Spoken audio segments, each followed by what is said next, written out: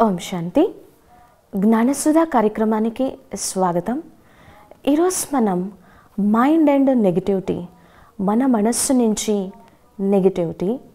Negative emotions, fear, anxiety, worry, tension ఇలాంటి negative ఎమోషన్స్ని మనం తగ్గించుకొని పాజిటివ్ ఎమోషన్స్ అయినటువంటి లవ్, పీస్, హ్యాపీనెస్ మనం ఎప్పుడైతే పెంచుకుంటామో ఆటోమేటిక్గానే మన క్వాలిటీ ఆఫ్ లైఫ్, మన జీవన ప్రమాణము మారిపోతుంది.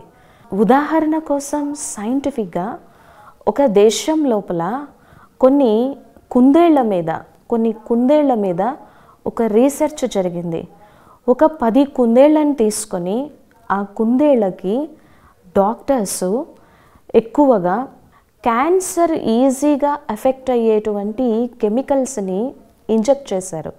ఆ కుందేళ్లను తీసుకొని వాటి మీద రీసెర్చ్ చేస్తే 3-4 కుందేళ్లను తీసుకొని వాటిని చాలా ప్రేమతో దగ్గరకు తీసి లవ్, హ్యాపీనెస్ని రోజు ఇవ్వగా వాటిని దగ్గరికి తీయగా వాటిని ఎక్కువ ప్రేమించగా వాటికి ఎంత కెమికల్స్ని, క్యాన్సర్ ఈజీగా ఎఫెక్ట్ అయ్యేటువంటి కెమికల్స్ ఇచ్చినప్పటికీ కూడా తొందరగా క్యాన్సర్ తగ్గిపోయి అవి మామూలు జీవితాన్ని జీవించినట్టు ఈ మధ్య సైంటిఫిక్ రీసెర్చ్ లోపల ఒకానొక దేశం లోపల తేలింది.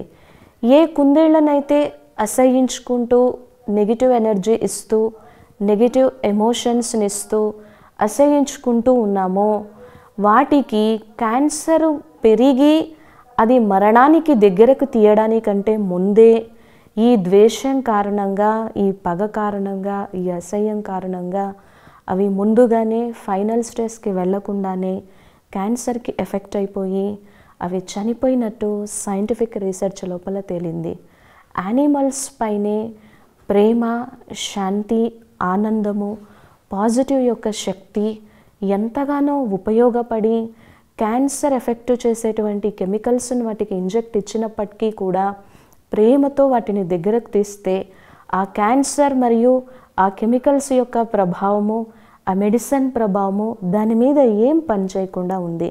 మరి మనమందరం బుద్ధి, వివేకము, ఇంటెలిజెన్స్, విజ్డమ్ కలిగినటువంటి వాళ్ళం.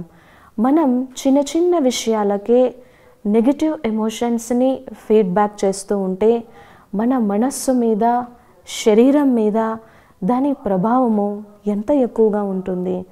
ఈరోజు మన పిల్లలు సరిగా చదవట్లేదని, మంచి ర్యాంకులు రావట్లేదని పక్క వాళ్ళతో కంపేర్ చేసి వాళ్ళకు 95 వచ్చాయి, నీకు 90 వచ్చాయి, వాళ్ళకు 96 వచ్చాయి, నీకు 80 వచ్చాయి అని విమర్శించి విమర్శనాత్మకంగా మాట్లాడి ఆ చిన్న వయస్సు లోపల వాళ్ళపైన ప్రేమ, స్నేహాన్ని చూపించడానికి బదులుగా ఎంతో ద్వేషాన్ని, కోపాన్ని చూపించినట్టయితే ఆ నెగిటివ్ ఎన్విరాన్మెంటల్ లోపల పెరిగి వాళ్ళపైన ఆ నెగిటివిటీ యొక్క ఎఫెక్ట్ ఎంతగానో చూపుతుంది కదా.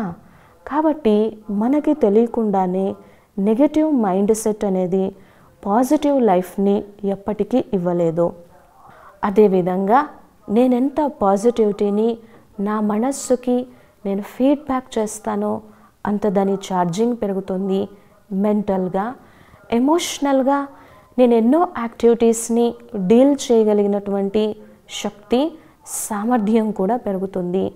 కావున ఎంత పాజిటివిటీని వీలున్నంత వరకు ఉదయం సమయాన, సాయంత్రము కొన్ని క్షణాలైనా మనం సమయాన్ని తీసి పాజిటివ్ ఇన్ఫర్మేషన్ని మనం ఫీడ్ చేయాలి. పాజిటివ్ ఇన్ఫర్మేషన్ని ఫీడ్ చేయడం అంటే మనం జనరల్గా ఆలోచిస్తాం, న్యూస్ పేపర్స్ లోపల, మ్యాగజైన్ లోపల ఏదైనా ఒక గుడ్ కొటేషన్ చదువుతాము, చాలా బాగుందంటాము, అప్పుడే వదిలేస్తాం. కానీ దాన్ని చదవాలి, పదే చదవాలి. దాని యొక్క గుహ్య అర్థము, దాని నుంచి వచ్చేటువంటి శక్తిని, పవర్ని, పాజిటివిటీని తీసుకోవాలి. అప్పుడే నేను నిజ జీవితం లోపల ఏదైనా సమస్య వచ్చినప్పుడు నన్ను నేను సమాధానపరుచుకోగలను, నెగిటివిటీని నేను తగ్గించుకోగలను, పాజిటివిటీని పెంచుకోగలను. ఎప్పుడైతే నెగిటివ్ థాట్, నెగటివ్ ఎమోషన్స్ యొక్క ప్రభావము నా మైండ్కి ఆటోమేటిక్ అవుతుందో అది శరీరంలో ఉన్నటువంటి ప్రతి కణం మీద ప్రభావాన్ని చూపుతుంది. ఆటోమేటిక్గానే నేను నర్వస్గాను వీక్ అవుతాను, మెంటల్గాను వీక్ అవుతాను, లేనిపోయినటువంటి డిసీజెస్కు గురి చేస్తాను. ఎంత నెగటివ్ మన శరీరం మీద, మన డీలింగ్స్ మీద ఎఫెక్ట్ చూపుతుందో అంత పాజిటివ్నెస్ మన మనస్సుకి అసంఖ్యాకమైనటువంటి అనంతమైన శ్రేష్ఠ కర్మలని చేయగలిగినటువంటి శక్తిని, పాజిటివిటీని ఇస్తుంది. కావున నా మనస్సుని నెగిటివ్ లోపల లేదా పాజిటివ్ లోపల ఉంచాలా అనేది పూర్తిగా నా చేతి లోపలే ఉంది. ఓం శాంతి.